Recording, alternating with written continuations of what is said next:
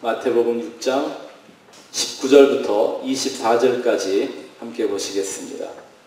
6장 19절부터 24절 같이 우리 한 목소리로 하나님의 말씀 봉독하시겠습니다. 너희를 위하여 보물을 땅에 쌓아두지 말라. 거기는 좀과 동록이 해하며 도둑이 구멍을 뚫고 도적질하느니라.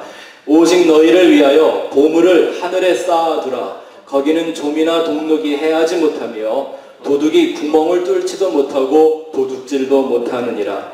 내 보물 있는 그곳에는 내 마음도 있느니라. 눈은 몸의 등불이니 그러므로 내 눈이 성하면 온몸이 밝을 것이요 눈이 나쁘면 온몸이 어두울 것이니 그러므로 내게 있는 빛이 어두우면 그 어두움이 얼마나 더하겠느냐. 한 사람이 두 주인을 섬기지 못할 것이니 혹 이를 미워하며 저를 사랑하거나 혹 이를 중히 여기며 저를 경히 여김이라. 너희가 하나님과 재물을 겸하여 섬기지 못하느니라. 아멘. 저희가 지난주에는 인생이 자기를 위하여 땅에 보물을 쌓는다라는 말의 뜻이 무엇인가를 잘 생각해 봤습니다. 땅에 쌓는 보물, 또 다른 성경 구절에서는 이 보물을 재물로도 번역을 하고 있다고 말씀을 드렸죠. 그 재물, 그것의 정체는 단순히 어떤 돈이나 세상의 물질에 대한 인간의 욕심 정도를 말하는 게 아니라 그 재물은 원래 만몬이라는 말로 재물과 풍요를 구하는 그런 신이라고 얘기했습니다. 다시 말하면 하나님의 이름을 빙자해서 우상 숭배하고 있던 그 유대인들의 정체를 예수님이 말씀으로 드러내고 있는 것이죠. 우리가 잘 배웠던 것처럼 우상 숭배의 본질은 사실은 우상을 섬기는 게 아니라 뭐 하는 거라고 알고 있죠? 자기를 섬기는 거죠. 자기를 사랑하는 게 우상 숭배의 본질이란 말입니다. 성경 말씀은 돈을 사랑하는 것이 일만악의 근본이요 뿌리라고 했습니다.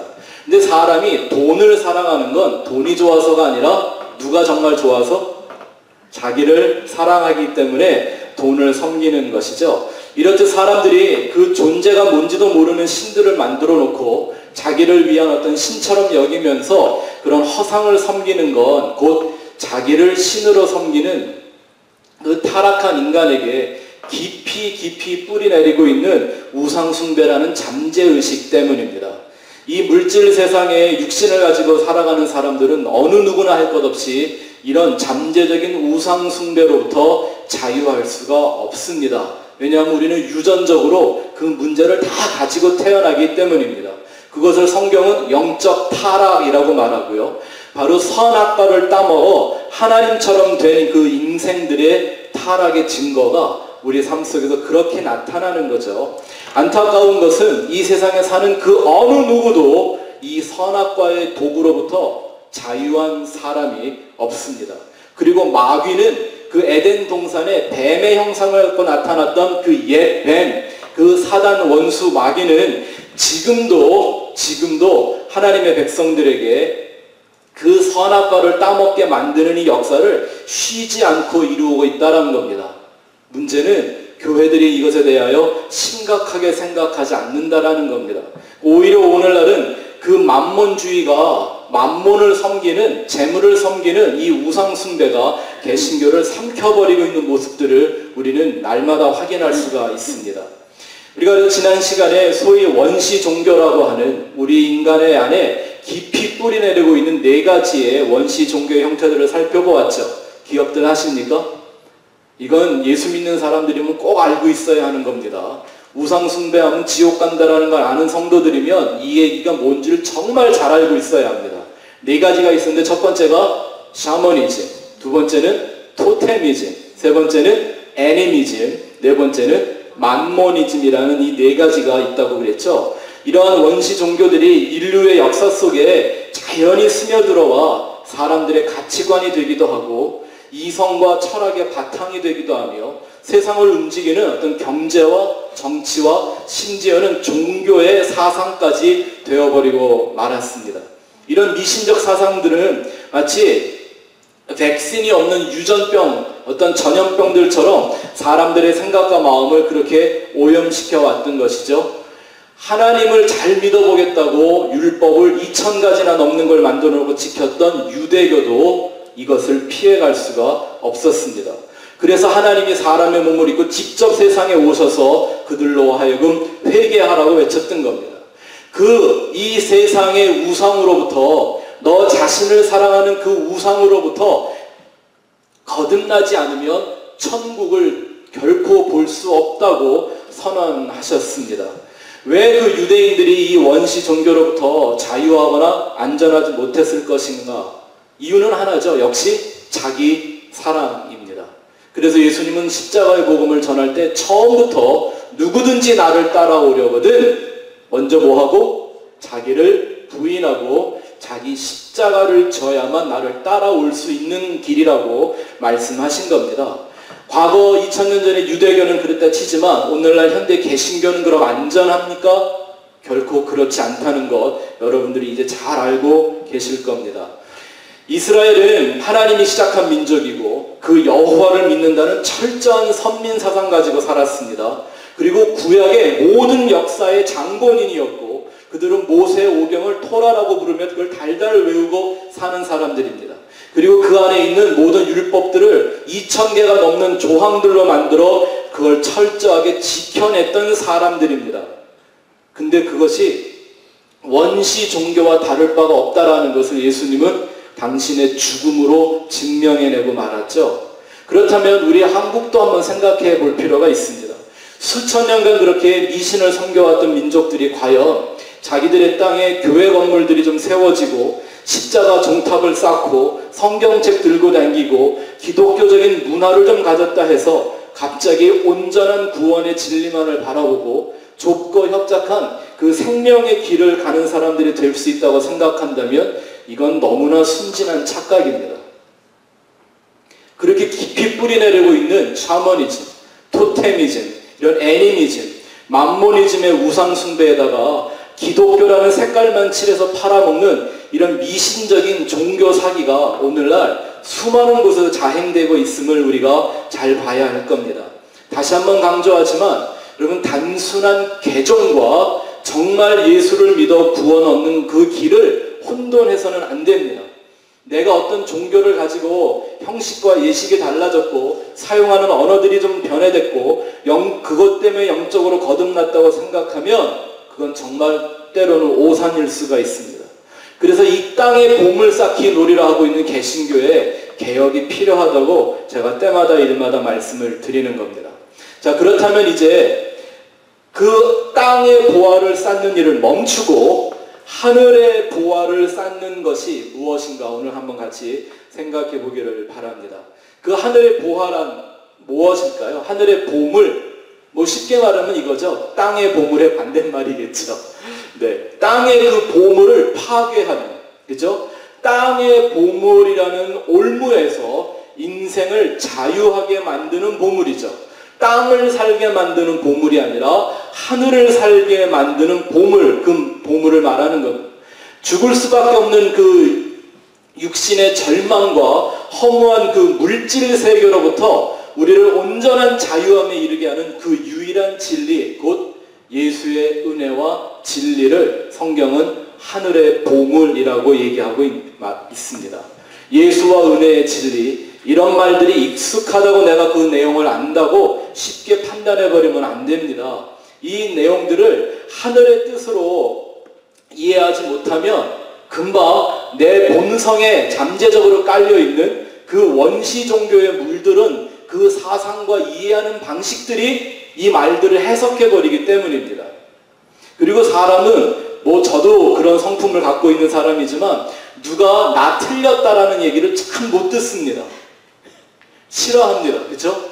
그런 생각을 언감생심 잘 하질 못합니다. 내가 아는 게 옳다고 내가 스스로 결정해버리고 나면 그들을 돌이키기가 너무나 어려운 거죠.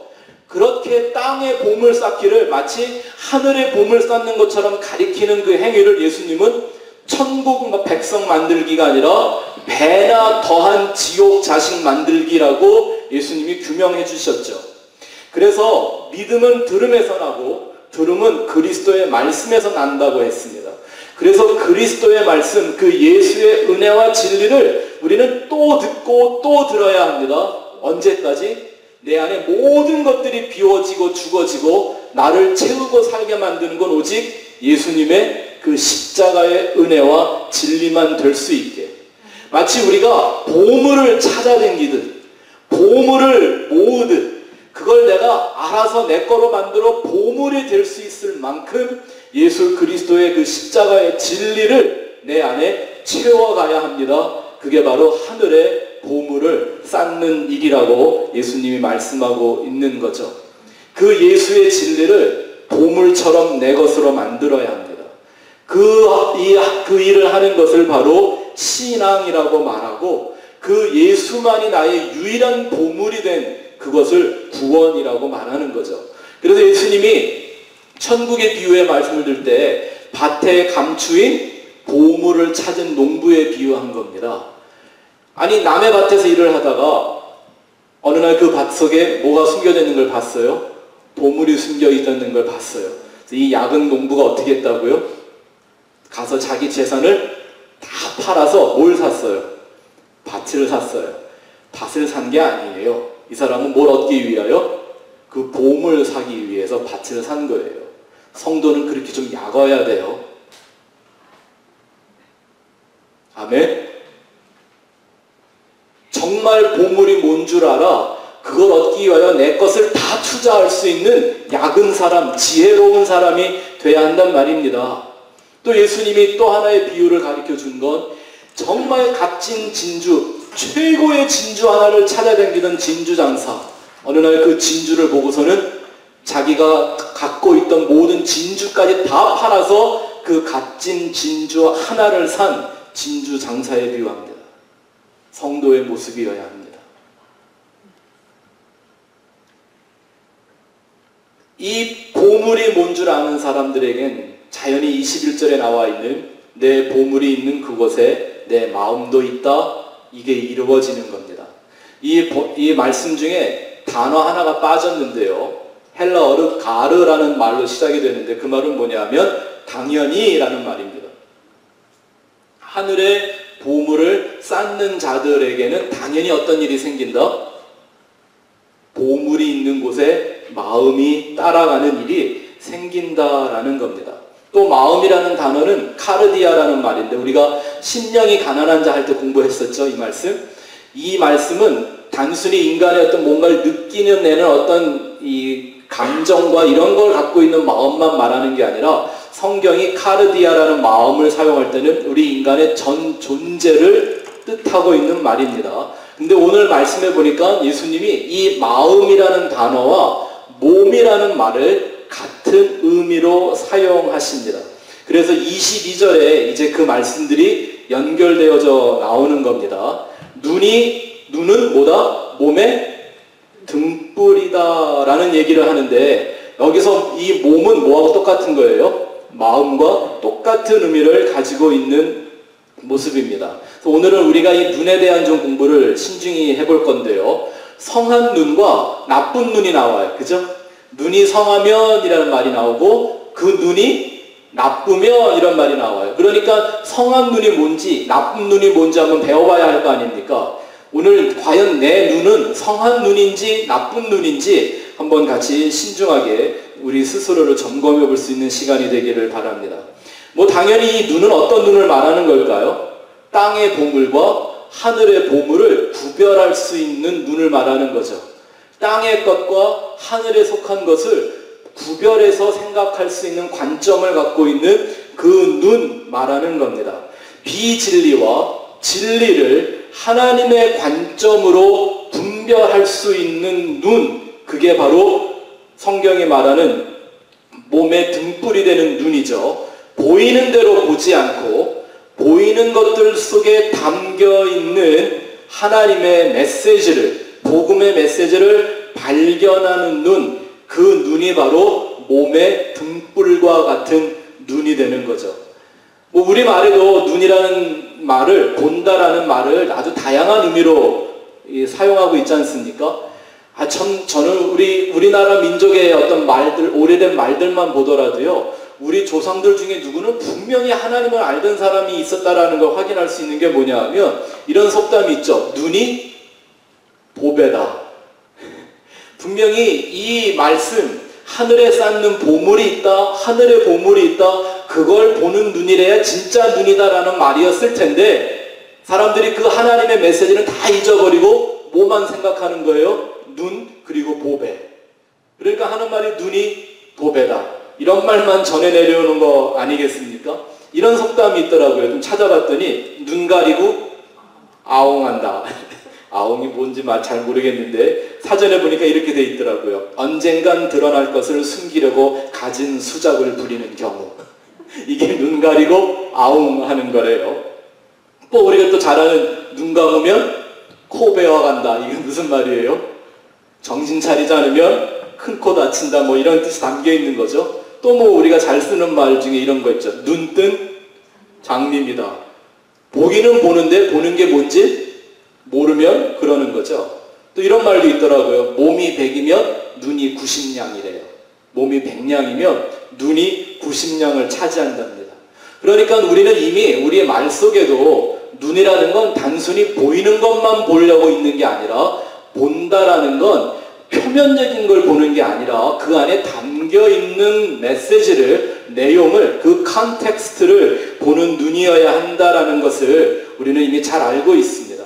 그래서 정말 눈이 해야 될 일을 뭘 보고 색깔을 분별하고 이런 일만 하는 게 아니라 그건 육신의 눈이 하는 거고요.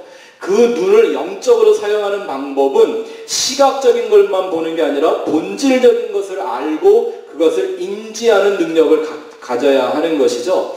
그래서 헬라어 성경을 보면 이 헬라어라는 말은 원래 분별을 잘 해놓고 있는 말이기 때문에 사람이 본다라는 걸 5가지의 단계로 표현합니다. 왜 우리 공부한 것처럼 사랑도 4가지로 표현을 하죠.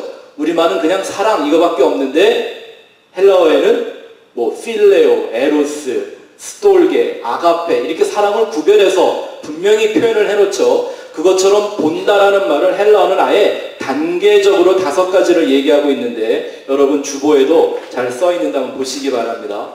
첫 번째, 그냥 우리가 눈이 있으니까 보는 거, 눈앞에 있으니까 나타나니까 그냥 본다라는 거를 옵타노마이라고 합니다. 옵타노마이. 영어에 앞티커라는 말이 있죠. 예? 그 말이 여기서 비롯된 거죠. 옵타노마이.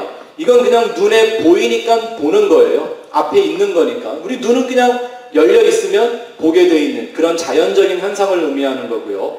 두 번째 본다는 말은 에이도 한다는 말이 있습니다. 에이도. 이것은요, 겉을 보고 그게 뭔 줄 안다라는 거예요. 뭐 그게 발견했다, 어떤 사물을 보고 그 이름이 뭔 줄을 안다, 뭐 이런 거예요. 겉으로 표면적으로 드러난 것을 보는 거죠. 내용은 모른다 하더라도. 여러분 혹시 미국 풋볼 경기 좋아하세요? 아니면 골프 경기 이런 거 좋아하시나요? 풋볼 경기를 보면서 이게 풋볼이다라고 모르는 사람은 없을 건데 그게 재미없는 사람은 왜 재미가 없을까요? 어떻게 점수가 내는지 경기의 룰이 뭔 줄 몰라. 그러면 그 사람은 풋볼을 그냥 에이도 하는 사람이에요. 그냥 아는 거지 몰라요. 제 말 뜻이 이해가 되세요? 보면 이거는 뭐다 하고 우리는 사물의 이름을 다 알고 있잖아요. 그렇게 아는 거지 내용이 뭔지를 모르는 게 에이도인데요. 재밌는 건 우상이라는 단어, 에이돌론이라는 말이 아이돌하고 비슷하죠? 에이돌론이라는 이 말이 바로 에이도에서 비롯된 말이에요. 그러니까 무슨 뜻이죠? 신처럼 어떤 것이 보이는데 신적인 존재와 같이 내가 느껴지는데 내용도 모르고 그걸 그냥 나를 위해서 숭배하려고 하면 그게 뭐가 된다? 그렇게 보는 게 우상이다 라고 말하는 거예요. 왜냐하면 그 신이 누구며 그 내용이 누구인지가 중요한 게 아니라 나를 위해 뭔가를 해야 된다라는 게 중요해서 신을 섬기는 것처럼 믿어주는 것처럼 하는 게 중요하니까 신적 존재는 내 알 바 아니에요. 나한테 뭐만 중요해요? 나라는 사람만 중요한 거죠. 그게 우상숭배라는 겁니다. 그러니까 우리가 소위 성경에서 말하는 삼위일체 하나님, 아버지 하나님, 아들 예수 그리스도, 성령 하나님, 이 세 가지를 그냥 표면적으로만 보고 내용이 뭔지도 알지 못한 채 그냥 하나님 하나님 하고 있으면 그게 뭐 하는 거예요? 에이도하는 거예요. 그렇게 하나님을 에이도하면 그 하나님은 나한테 에이돌론, 우상이 되는 거라고요. 아멘? 이런 거 안 어렵죠? 재미있으시죠? 세 번째, 본다라는 말은요, 데아오마이라는 말이 있습니다. 데아오마이. 이건 이제 그걸 이렇게 껍데기만 보는 게 아니라 내용을 알고 싶어서 좀 더 가까이에서 보다, 자세하게 보다, 주목하다, 관찰하다, 배운다, 어떤 공부나 학습을 통해서 전문적인 안목을 가진다, 이런 뜻이 담겨 있습니다. 예.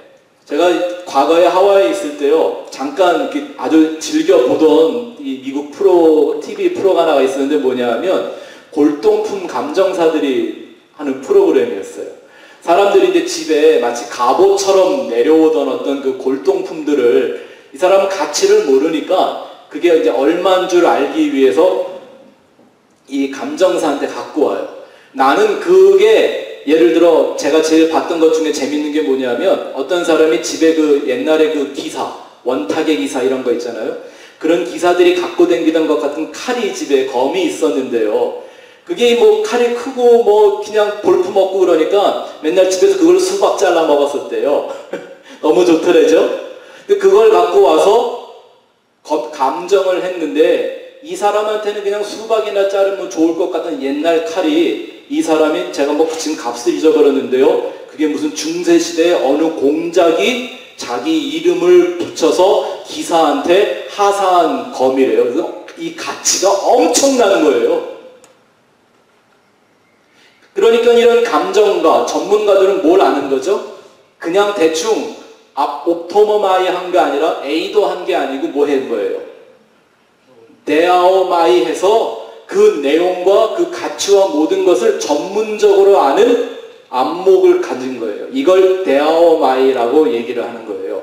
또 네 번째 본다라는 단계는 좀 더 깊은 단계예요. 블레뽀라고 하는 본다는 단계는요, 이건 내가 그것을 다 경험해서 마음으로 이해하고 깨닫게 되었다라는 거죠. 어떤 잡다한 정보와 같은 그런 지식이 아니라 내 주관적으로, 인격적으로 나한테 너무나 중요해진 것을 알게 된 거예요. 그걸 바로 블레뽀 했다라고 말하는 거죠. 근데 여기까지는 다 유기하는 거고 세상적으로도 얼마든지 할 수 있는 내용들입니다. 학교 가면 다 가르쳐 주는 거예요. 근데 마지막 다섯 번째, 호라오는 다릅니다. 이 호라오는 영적인 봄을 말하는 거예요. 영적인 것을 보거나 영적인 존재가 무엇인가를 볼 때 그것을 호라오 한다고 합니다. 그 영적인 것의 본질을 아는 것, 이걸 호라오 한다 그래요. 여러분이 잘 아는 말씀에 이 구절에 써 있는데 요한복음 1장에 보면 하나님을 본 사람은 있다 없다? 없으되 이렇게 얘기하잖아요. 그때 그 하나님을 봤다 하고 하는 그 봄이 뭘까요? 호라오 하는 거예요. 우리가 산상수훈 공부할 때 마음이 청결한 자는 하나님을 볼 것이요. 여기서 보는 건 이 앞에 말한 네 가지의 단계가 아니고 뭐 하는 거예요? 호라오로 보는 거예요. 하나님을 볼 수 있는 그걸 뭐라고 해요? 호라오 하는 거예요. 제가 여러분이 가끔 그런 말씀 드리잖아요. 역사적 예수, 종교적 예수, 이념적인 예수를 버려야 우리는 정말 날 위해 십자가에 죽은 그 예수를 볼 수 있다라고 하는 거예요. 그게 호라오 하는 거예요. 역사적 예수, 종교적 예수, 이념적인 예수는요, 블랙보도 할 수 있고, 데아오마이도 할 수 있고, 에이도도 할 수 있어요. 근데 그건 호라오 하는 게 아니에요. 그쵸? 이렇게 보면 되죠. 예수님이 십자가에 못 박혀 달려 죽으실 때 그 예수님을 다 보고 있었지만 그 많은 사람들 중에 그 예수님을 호라오 한 사람은 누구밖에 없었어요? 옆에서 예수님을 고백하고 구원을 기도하던 그 강도였어요. 그 강도가 예수님을 보는 눈은 호라오 하는 눈이고, 그쵸? 예수를 십자가에 못 박아라, 네가 구원자면 십자가에서 내려보라고 조롱하고 소리치던 사람들은 그냥 에이도하고 있는 거죠. 그렇게밖에 알지 못했기 때문에. 자, 그렇다면 그 눈이 성하다 혹은 눈이 나쁘다, 이걸 한번 우리가 잘 살펴봐야 돼요. 오늘 여러분들이 스스로 내 눈은 성한 눈인가 아니면 나쁜 눈인가 한번 잘 점검을 해봅시다. 성하면이라는 말이 뜻이 뭐냐면요, 헬라어로 하플루스라는 말이에요. 왜 제가 이 원어를 이렇게 가르쳐 드리냐면, 이 한국말로는 다 이해가 할 수 없기 때문에 그러니까 좀 이해를 해주세요. 이 하플루스라는 말은 깨끗하다, 심플하다. 여기 심플은 그냥 우리말로 간단하다는 뜻이 아니라 순수하다라는 뜻이 담겨있는 심플이고요. 싱글이라고 말하는 하나이다라는 말이에요. 이걸 좀 더 성경적으로 의미를 찾아보면 이런 뜻이 됩니다. 엮이지 않았다, 꼬우지 않았다, 복잡하게 나누어지지 않았다라는 뜻이 담겨있는 말이 하 플러스입니다. 하라는 말은 뭐뭐가 아니다라고 하는 부정적두어고요. 그 뒤에 플래커라는 말이 붙어서 하 플러스라는 단어가 됐는데, 제가 이걸 잘 설명드리는 이유가 있어요. 조금만 기다려보시면 왜 그런지 말씀을 드릴게요. 성경 말씀에 레위기에 보면 하나님이 이상한 법을 주시는데, 옷을 만들 때, 옷을 지어 입을 때 재료가 다른 두 실을 엮어서 옷을 만들지 말라 그랬어요. 그럼 지금 우리가 입고 있는 옷들이 이거 다 부정한 옷들이에요. 화학재료 이것저것 막 섞어서 만든 옷들이잖아요. 이런 옷이 좋잖아요. 또 뭐라 그랬냐면 색깔이 다른 실로 옷을 만들지 말라 그랬어요. 뭘 의미하는 거죠? 섞으면 안 된다, 혼합해서 하면 안 된다라는 거죠. 그러니까 우리의 눈이 뭔가를 보고 깨닫는 것에도 그 성한 눈이 있는데, 하플루스하는 눈이 있는데, 저는 이걸 제가 스스로 이렇게 말합니다. 지식에도 거룩한 지식이 있고 부정한 지식이 있습니다. 거룩한 지식과 부정한 지식이요. 거룩한 지식이란 뭘 말하는 걸까요?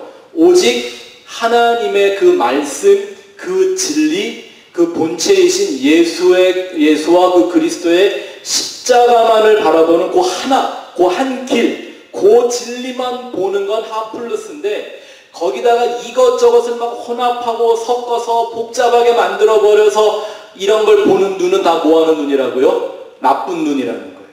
성한 눈은 오직 그 생명 대신 참 빛만을 볼 수 있는 눈이래요.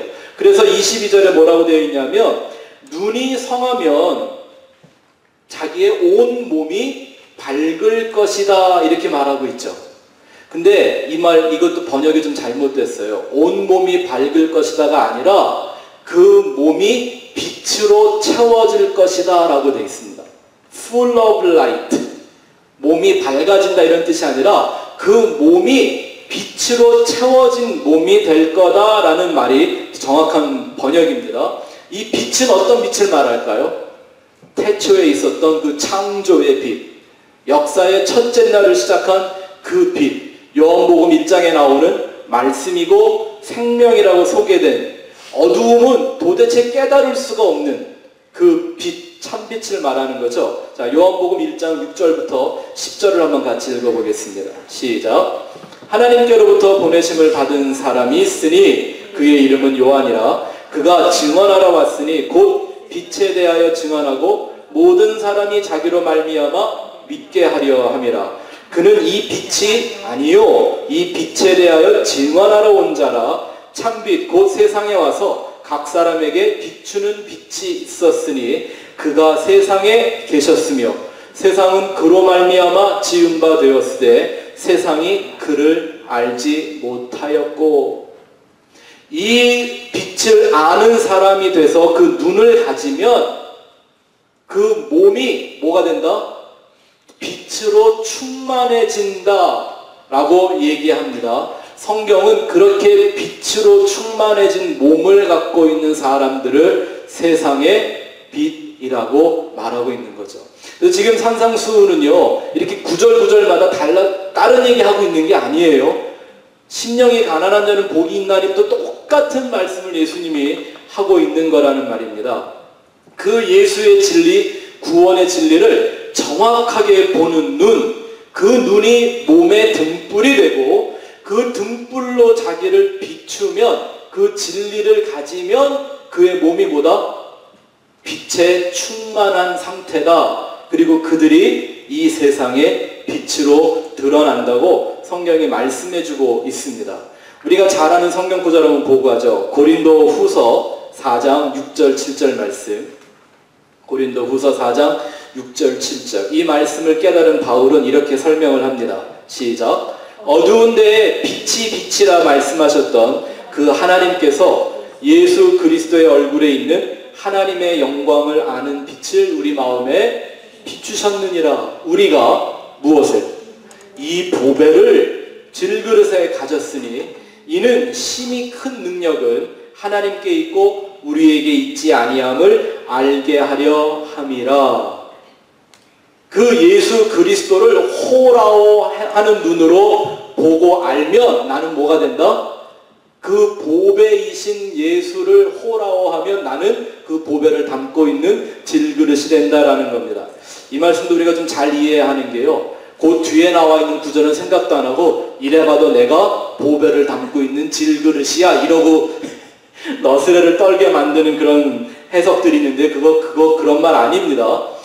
나를 보배를 담고 있는 단순히 흙일 수밖에 없는 질그릇으로 하나님이 정하신 것은 무엇 때문이다? 그 큰 능력이, 구원의 능력이 나에게는 없고 누구에게만 있다라는 것. 하나님에게 있다라는 걸 알게 하기 위해서라는 거예요. 그러니 그 질그릇이 무슨 가치가 있습니까? 그 안에 담겨있는 보배가 중요한 거죠. 그 질그릇에 보배가 담겨 있으면요, 그건 그냥 똥통이에요. 그죠? 배설물만 담고 있는 거니까. 맞습니까? 그렇다면 눈이 성하면이라는 반대말에 눈이 나쁘면이라는 말을 한번 생각해 보죠.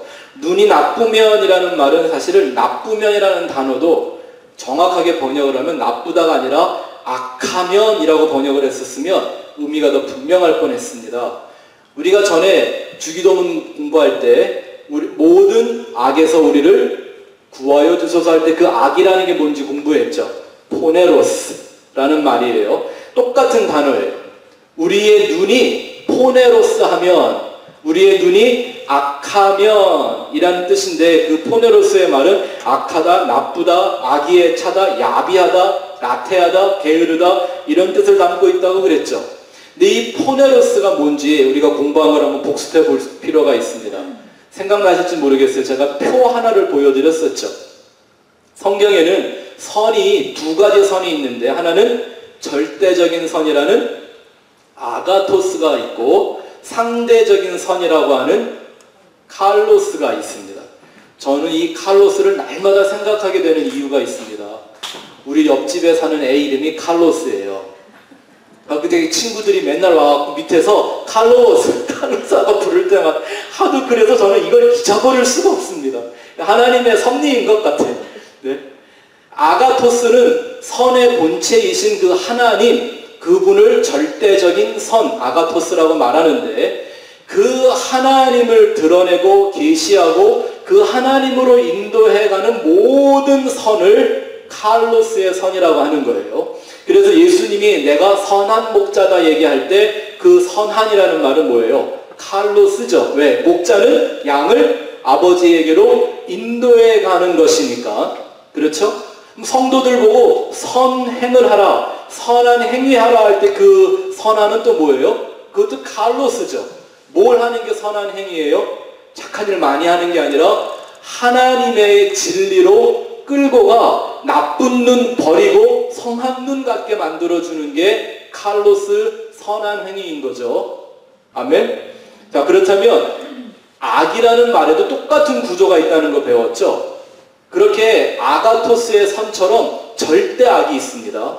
그 절대 악을 카코스라고 부르고 그 절대 악을 드러내고 그 절대 악으로 끌고 가고 그거로 사람을 속이고 거짓으로 만드는 모든 행위를 포네로스의 악이라고 말하는 겁니다.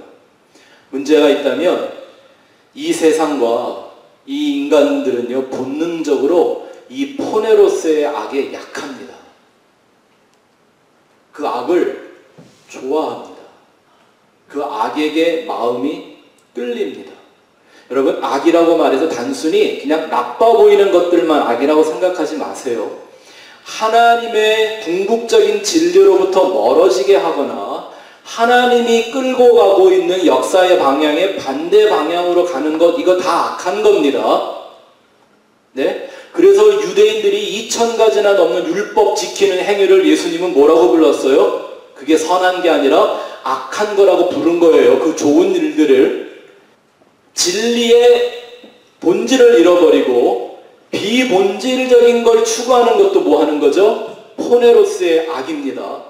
하나님을 모르는 상태도 포네로스이지만 하나님을 잘못 알고 있는 것도 포네로스의 악입니다. 이해가 되시죠? 하나님에 대하여 잘못 가르치는 행위도 포네로스의 악입니다. 맞죠? 그렇다면 그 잘못된 하나님을 열심히 배우는 행위도 포네로스의 악입니다. 제가 이런 말씀 드리면 이제 성도님들이 가끔 그래요. 목사님 내가 여태까지 속아왔네요. 속인 것도 포네로스의 악이지만 속은 것도 포네로스의 악입니다. 누가 무조건 믿고 따라가래요. 그러니까 확인해보고 점검해보고 때로는 의심해보고 질문하면서 과연 그것이 온전한 진리인가 확인하며 갔었어야 하잖아요.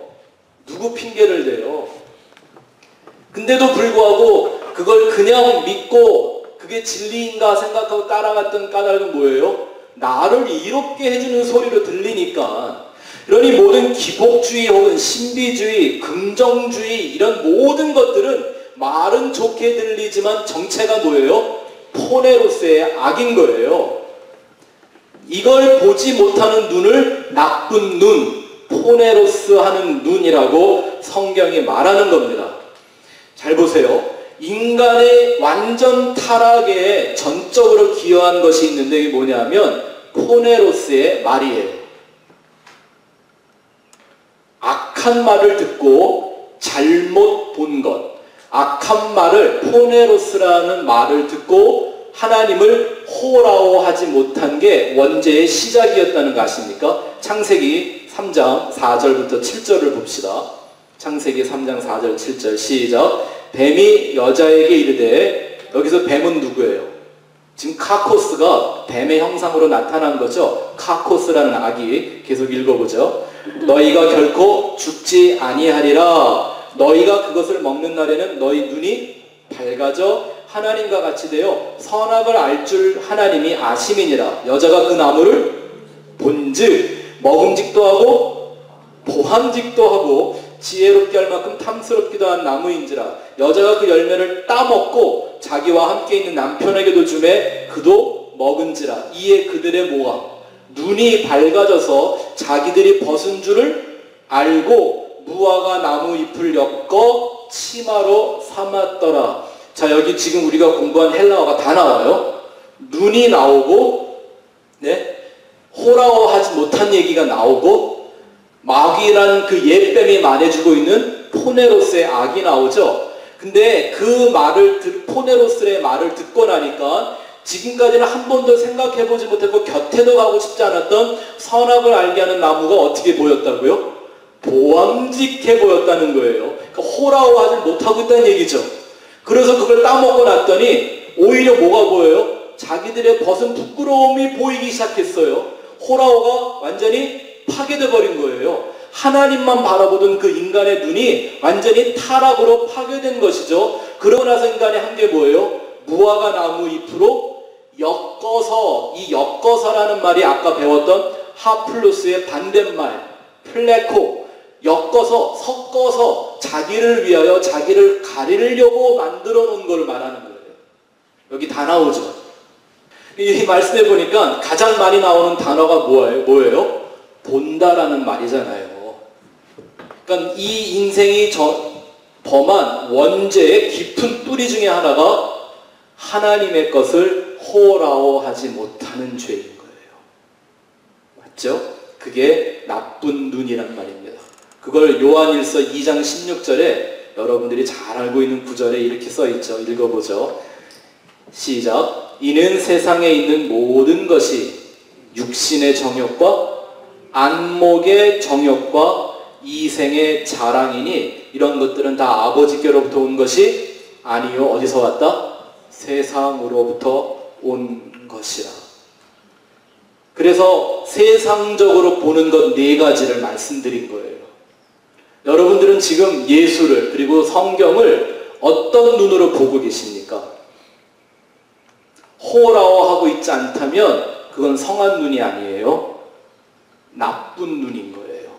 포네로스의 눈을 갖고 있는 것 뿐이죠.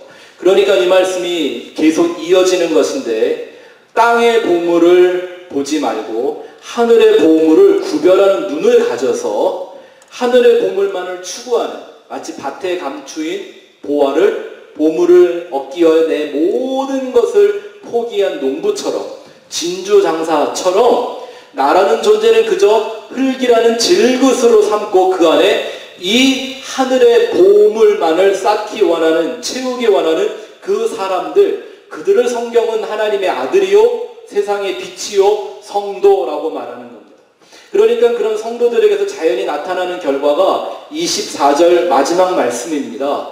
한 사람이 두 주인을 섬기지 못할 것이니 하나님과 맘몬이라는 재물을 땅의 보물을 함께 겸하여 섬기지 못한다라는 게 당연한 결과로 나타나는 겁니다. 여러분 이 말씀을 정말 두렵고 떨리는 마음으로 잘 봐야 되는데 이 말은요 두 주인 섬기면 안 된다라는 말이 아니에요. 그렇게 말 안 하고 있습니다. 두 주인 섬기는 건 나쁜 짓이다라고도 얘기 안 했어요. 두 주인 섬기면 벌 받는다라고도 안 하고 뭐라고 얘기하냐면 두 주인을 섬길 수가 없다. 사람은 한 주인밖에는 못 가진다라는 얘기예요. 하나님을 주인으로 갖든 재물이라는 만몬을 주인으로 갖든 둘 중에 하나만 갖게 되지 둘 다 가질 수가 없다라는 거예요. 이게 하나님의 심판의 기준입니다. 근데 잘 보세요. 이 말을 예수님이 누구에게 하셨죠? 하나님 믿는다고 하던 그 유대인들에게 율법을 2000가지씩이나 지켰던 그 유대인들에게 하신 말이잖아요. 그러니까 이런 뜻이 담겨 있는 거죠. 맘몬이라는 이름을 가진 신을 섬겨서가 아니라 잘 들으세요. 말씀의 진리로 오신 그 하나님, 그 예수를 이 세상의 물질적이며 인간적인 가치관으로 삼고 그걸 원리와 사상으로 조작해버리면 그 자체가 뭐라고요? 그게 맘몬이라는 거예요. 자기 안에 있는 맘몬이라는 신에다가 하나님의 이름만 갖다 붙여놓은 거예요. 보세요. 하나님이라는 단어는 원래 고유명사가 아니죠. God, 신이란 말이잖아요. 그러니까 내가 원하는 아무 곳에나 그 이름을 갖다 붙여놓고 그걸 부르는 걸 하나님은 맘몬을 섬기는 거다라고 얘기하는 거예요. 그래서 10계명의 첫 번째 계명이 내 앞에 다른 우상을 신을 만들지 말라고, 두 번째가 우상을 마음대로 만들어 절하지 말고, 세 번째가 내 이름을, 누구의 이름? 여호와의 이름을 망령되이 일컫지 말라고 이 계명이 처음 세 계명에 나오는 겁니다.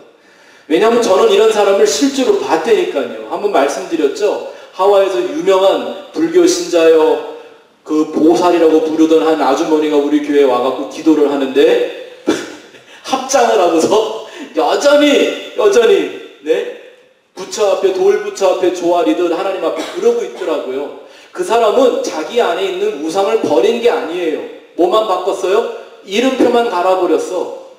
부처가 아니고 하나님, 예수라고 이름만 바꾸고 여전히 그 우상을 섬기는 거예요. 그게 그 당시 유대인들의 정체였단 말이죠. 오늘날은 다를까요? 그래서 하나님이 정말 우리에게 구원을 베푸시는 분은 하나님이신데, 하나님의 이름으로 구원을 받는 게 아니라 누구의 이름으로? 굳이 예수의 이름으로만 구원을 받는다고 정해 놓으신 거예요. 여러분, 오늘날 교회가 왜 예수에 대한 설교 잘 안 하는 줄 아세요? 여러분들도 한 번쯤 다 경험을 하신 거니까 이해하실 수 있을 겁니다.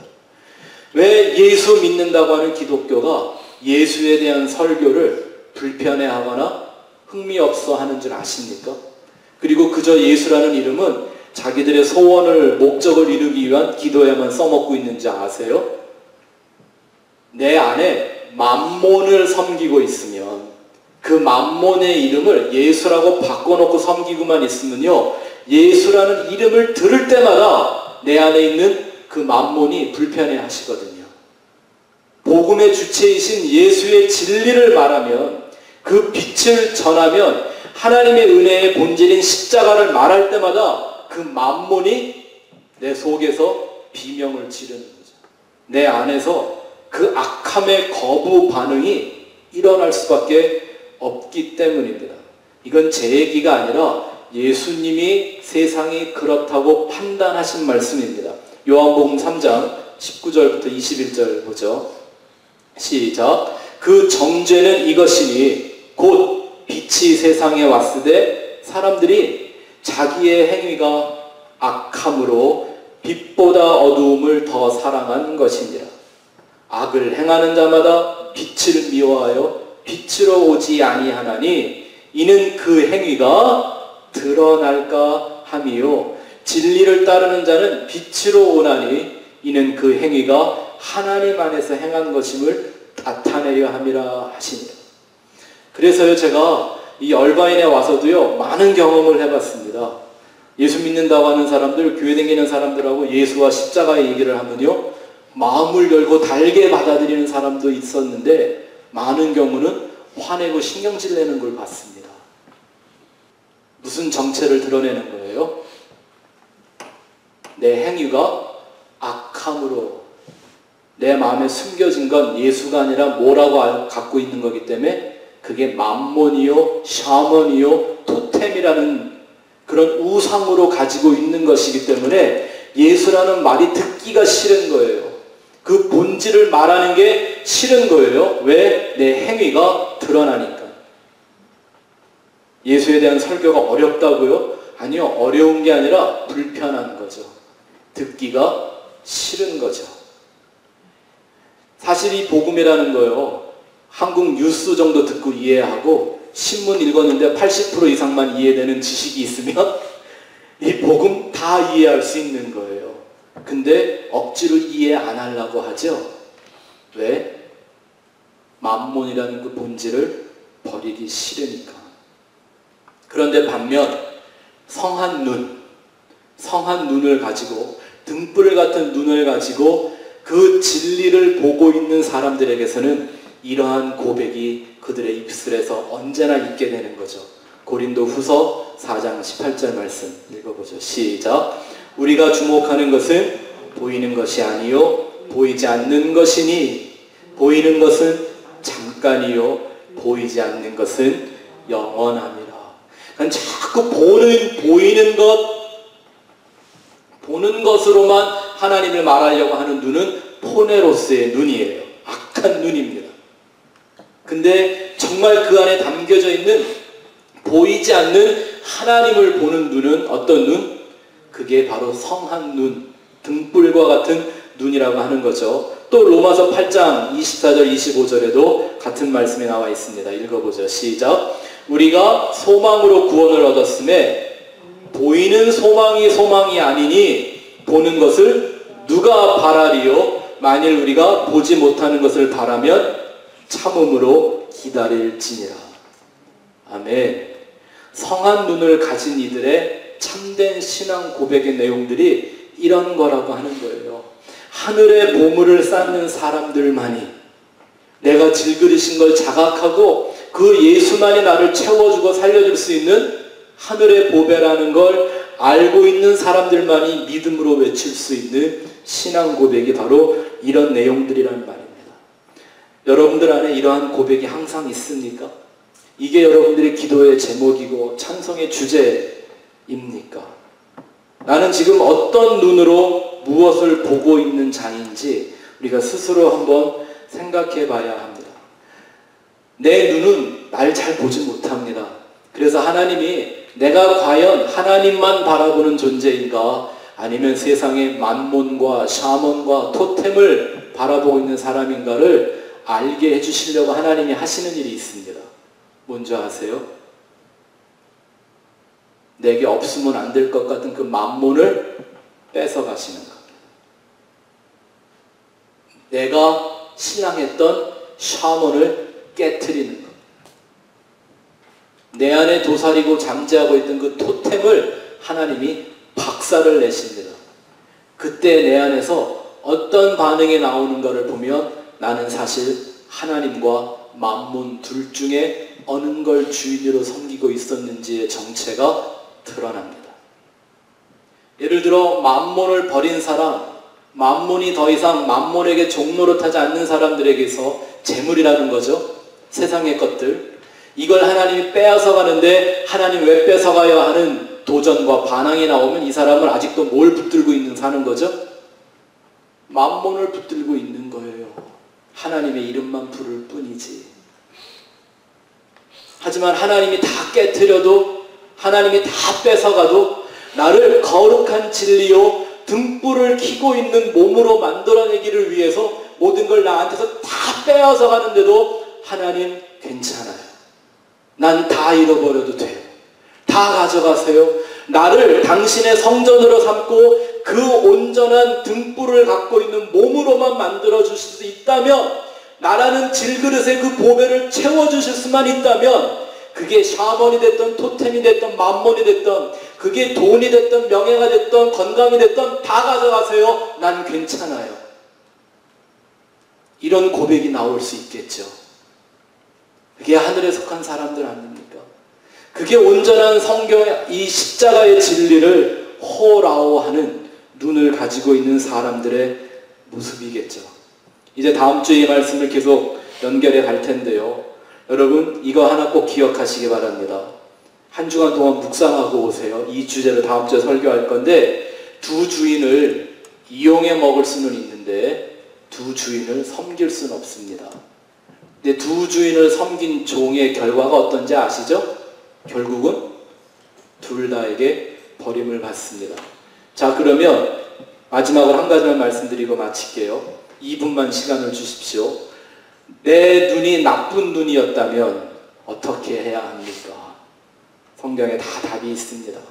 요한계시록 3장 18절 크게 읽어보겠습니다. 시작. 내가 너를 권하노니 내게서 불로 연단한 금을 사서 부요하게 하고 흰 옷을 사서 입어 벌거벗은 수치를 보이지 않게 하고 안약을 사서 눈에 발라 보게 하라.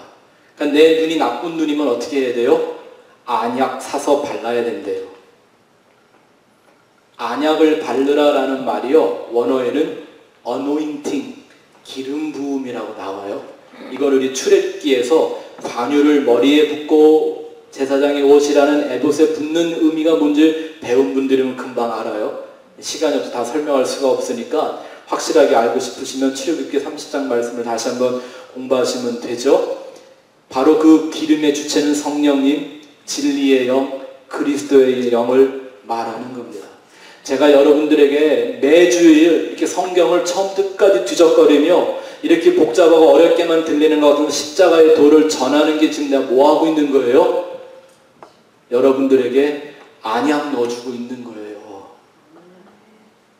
어떻게 하든지 그 예수 그리스도라는 진리의 안약을, 십자가라는 그 안약을 하나님의 은혜라는 안약으로 여러분의 눈에 발라 그것을 보게 해드리고 싶은 거예요.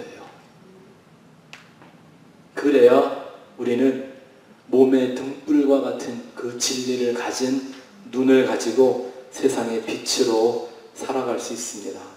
근데 제가 아무리 이 안약을 발라주고 싶어도 제가 할 수 없는 게, 여러분이 눈을 감아버리면 그 안약을 넣을 방법이 없습니다. 귀 있는 자는 들을지어다. 기도하겠습니다.